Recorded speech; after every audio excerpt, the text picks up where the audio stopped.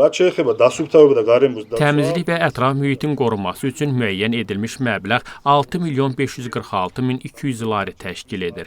Təmizlik və tullantıların idarə olunması üçün 5.169.000 lari nəzərdə tutulub. Yaşıllıqların baxımı və mühafizəsi ilə bağlı 877.200 lari ayrılıbdır.